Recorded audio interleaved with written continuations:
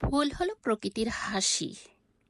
Hi everyone, আসসালামু আলাইকুম। কেমন আছেন সবাই? আজ নতুন আরেকটি ব্লগ নিয়ে চলে এসেছি। প্রকৃতি, সময় এবং ধৈর্য, এই তিনটি জিনিস হলো আমাদের সত্যিকারের চিকিৎসা। প্রকৃতির কাছে যান, আপনার মন ভালো হয়ে যাবে। ধৈর্য ধরুন, আল্লাহ একসময় সবকিছু ঠিক করে দেবেন।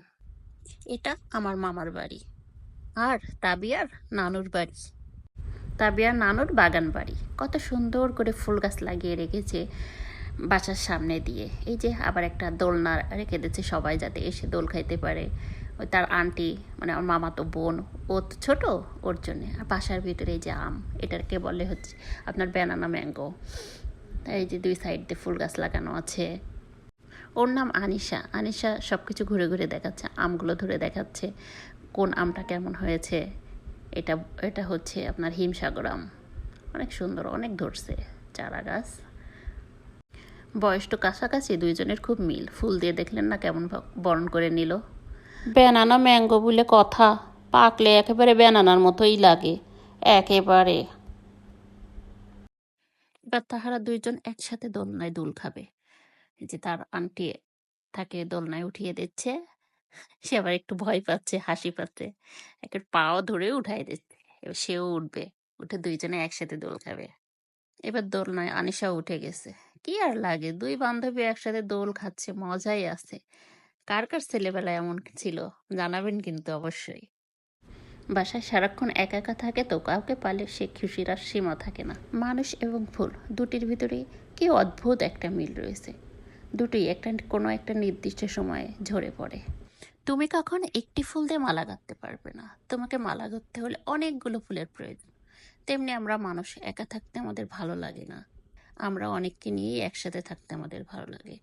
আমরা যখন বাড়িতে যাই আমাদের পরিবারের লোকজনদের সাথে, আমাদের সময়গুলো আসলেই অনেক ভালো কাটে। যান্ত্রিকতার জীবনে আমাদের কর্মব্যস্ততায় আমাদের বাইরে চলে যেতে হয়। আনিশা আবার কোথায় গেল? তাবিয়া তো আনিশাকে খুঁজে পাচ্ছে না, শুধু এদিক ওদিক তাকায়, এদিক ওদিক তাকায়। কই গেল? এবার মনে হয় দেখতে পাইছি, এই তো চলে এসেছে আনিশা, আবার চকলেট নিয়ে।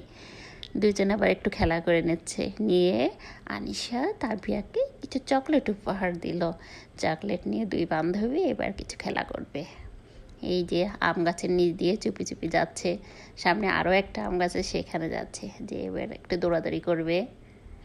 বান্ধবী বলে কথা, খুঁজে খুঁজে বান্ধবীকে পেয়েছে। এই দেখো সামনে আর একটা বড় আম আছে। তারপর তাবিয়া এইদিকে চলে গেল, আনিশা ওই দিকে চলে গেল। এই যে দৌড়।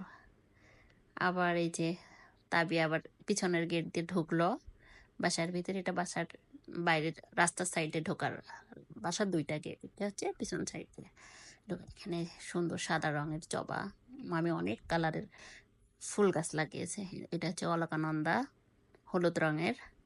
তারপরে এই পাশে আবার হচ্ছে ইয়েলো কালারের একটা জবা আছে। তাবি আবার একটা জবা ফুল তুলে নিল। এদিকে হচ্ছে আম আছে, কি আম জানি না, একটা মিচুরি কালারের মতো। এই তো। তারপরে আবার তিনজন আসছে, এবার মাইশাও আসছে, আনিশা, তাবিয়া, মাইশা। তো আমাদের ভিডিও কেমন লাগলো? ভালো লাগলে অবশ্যই লাইক কমেন্ট শেয়ার করবেন। তো আজকে এই পর্যন্তই।